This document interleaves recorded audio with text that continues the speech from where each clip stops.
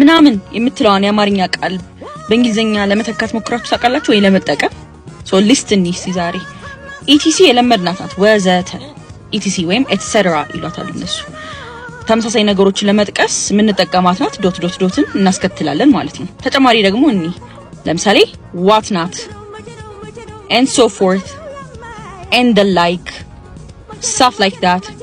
ትንሽ ደግሞ ኢንፎርማል ማድረግ ከፈለግን ከጓደኞቻችን ጋር ከሆነ በቴክስት or something እያወራን ያለነው ደግሞ this or whatever ይሄን አርጋችሁ ነበር or whatever እያልን እንቀጥላለን ማለት ነው። በሴንቴንስ እንያቸው እስቲ what not የሚለውን I love spending my leisure time watching movies, podcasts, documentaries and what not።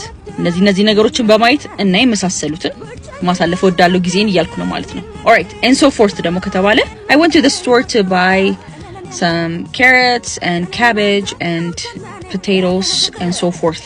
so ተመሳሳይ ምግብ ላይ የሚገቡ ነገሮችን ለምሳሌ ለገዛ እየወጣው ከነበር ወይ ወጥቼ ከነበረ እየገለጽኩ ነው ማለት ነው። and so forth እያልኩኝ so the rest of them this way የትኛው ጋር ፊት ያደርጋል በማለት ሴንቴንስ በመስራት መለማመድ ትችላላችሁ ማለት ነው። thank you for watching